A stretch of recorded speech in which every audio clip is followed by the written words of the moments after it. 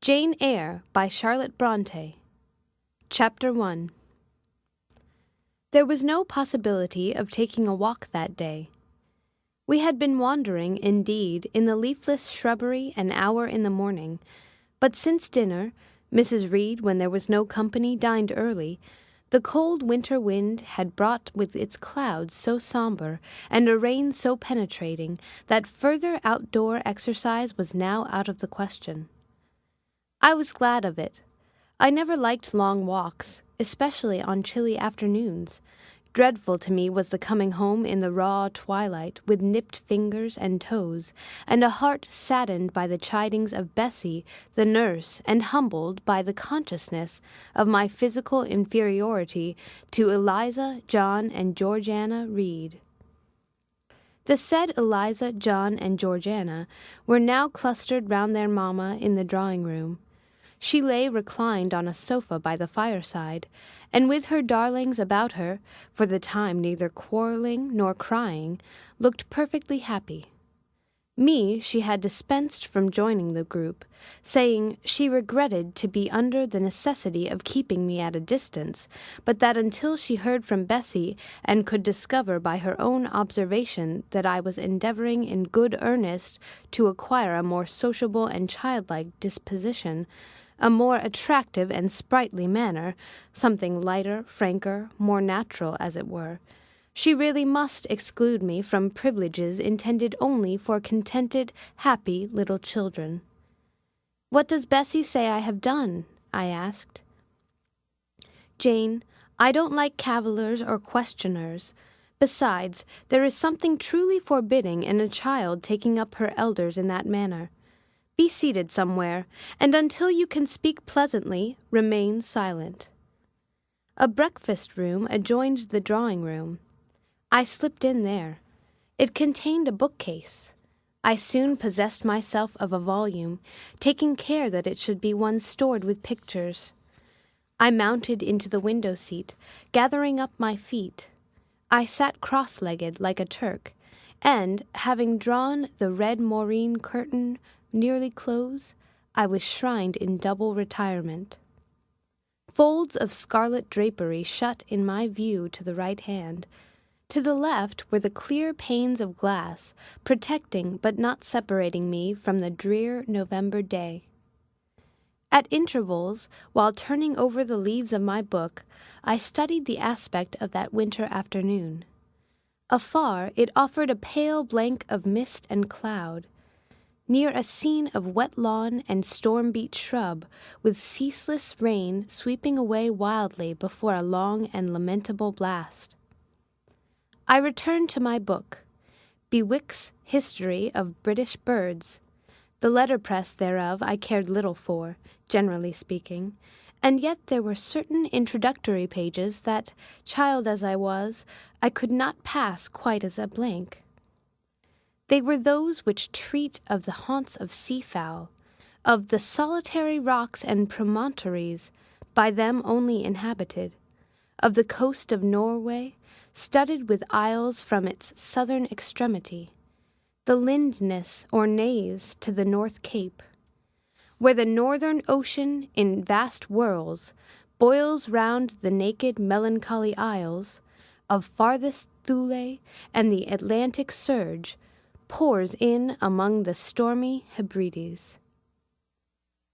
Nor could I pass unnoticed the suggestion of the bleak shores of Lapland, Siberia, Spitzbergen, Nova Zembla, Iceland, Greenland, with the vast sweep of the Arctic zone, and those forlorn regions of dreary space, that reservoir of frost and snow, where firm fields of ice, the accumulation of centuries of winters, glazed in alpine heights above heights, surround the pole and concentre the multiplied rigors of extreme cold.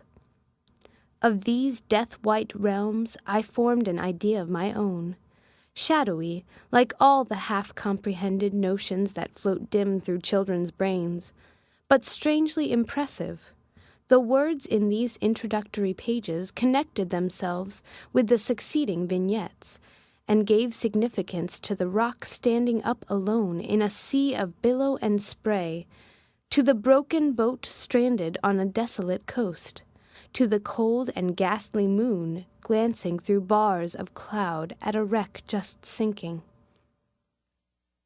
I cannot tell what sentiment haunted the quite solitary churchyard, with its inscribed headstone, its gate, its 2 trees, its low horizon, girdled by a broken wall, and its newly risen crescent, attesting the hour of eventide. The 2 ships becalmed on a torpid sea, I believed to be marine phantoms. The fiend pinning down the thief's pack behind him I passed over quickly. It was an object of terror. So was the black horned thing, seated aloof on a rock, surveying a distant crowd surrounding a gallows. Each picture told a story, mysterious often to my undeveloped understanding and imperfect feelings, yet ever profoundly interesting, as interesting as the tales Bessie sometimes narrated on winter evenings, when she chanced to be in good humor, and when, having brought her ironing table to the nursery hearth, she allowed us to sit about it, and while she got up Mrs. Reed's lace frills and crimped her nightcap borders, fed our eager attention with passages of love and adventure taken from old fairy tales and other ballads, or, as at a later period I discovered, from the pages of Pamela and Henry, Earl of Moreland. With Bewick on my knee, I was then happy at least in my way. I feared nothing but interruption, and that came too soon. The breakfast-room door opened. "Boh, Madam Mope!" cried the voice of John Reed. Then he paused. He found the room apparently empty. "Where the dickens is she?" he continued. "Lizzie, Georgie," calling to his sisters, "Joan is not here. Tell Mamma she is run out into the rain. Bad animal!"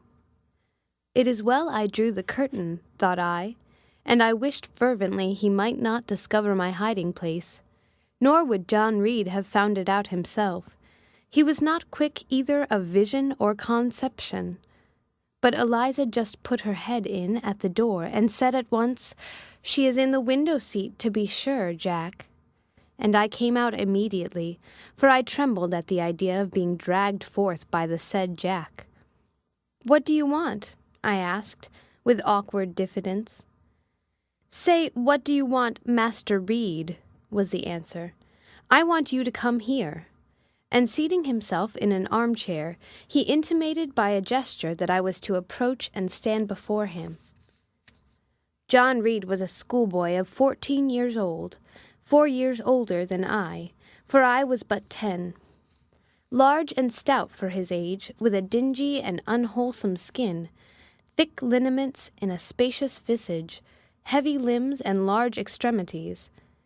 He gorged himself habitually at table, which made him bilious, and gave him a dim and bleared eye and flabby cheeks. He ought now to have been at school, but his mamma had taken him home for a month or 2, on account of his delicate health.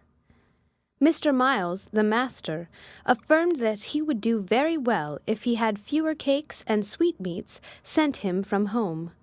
But the mother's heart turned from an opinion so harsh, and inclined rather to the more refined idea that John's sallowness was owing to over-application and, perhaps, to pining after home. John had not much affection for his mother and sisters, and an antipathy to me. He bullied and punished me, not 2 or 3 times in the week, nor once or twice in the day, but continually. Every nerve I had feared him, and every morsel of my flesh in my bones shrank when he came near.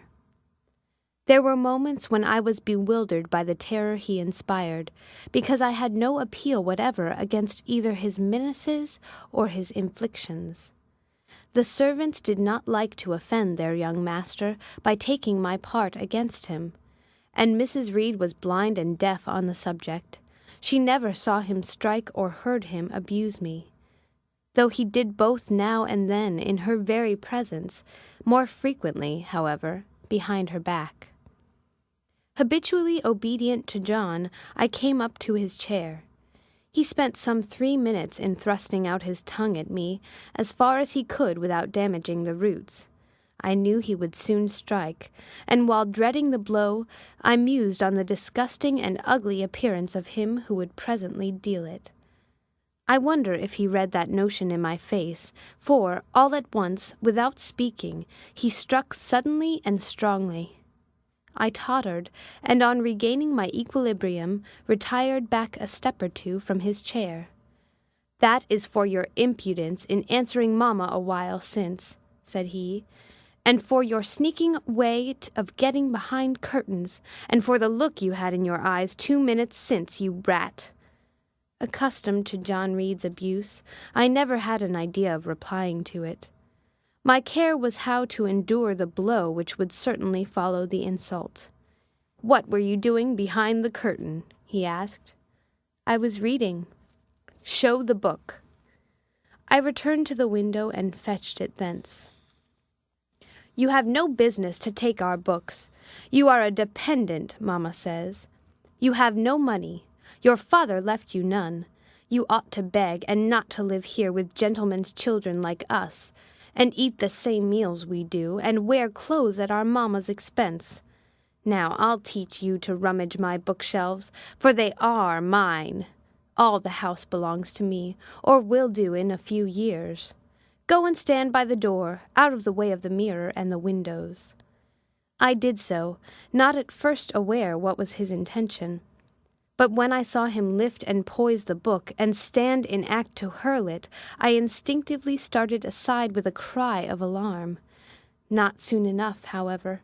The volume was flung, it hit me, and I fell, striking my head against the door and cutting it. The cut bled, the pain was sharp. My terror had passed its climax. Other feelings succeeded. "Wicked and cruel boy," I said. "You are like a murderer. You are like a slave-driver. You are like the Roman emperors." I had read Goldsmith's History of Rome, and had formed my opinion of Nero, Caligula, etc. Also, I had drawn parallels in silence, which I never thought thus to have declared aloud.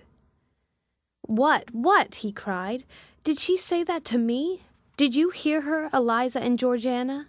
Won't I tell mamma? But first—" He ran headlong at me. I felt him grasp my hair and my shoulder. He had closed with a desperate thing. I really saw in him a tyrant, a murderer. I felt a drop or two of blood from my head trickle down my neck, and was sensible of somewhat pungent suffering. These sensations for the time predominated over fear, and I received him in frantic sort. I don't very well know what I did with my hands, but he called me rat, rat, and bellowed out loud. Aid was near him. Eliza and Georgiana had run for Mrs. Reed, who was gone upstairs. She now came upon the scene, followed by Bessie and her maid, Abbot. We were parted. I heard the words, "Dear, dear, what a fury to fly at Master John." Did ever anybody see such a picture of passion? Then Mrs. Reed subjoined, "Take her away to the Red Room and lock her in there." 4 hands were immediately laid upon me, and I was borne upstairs. End of chapter.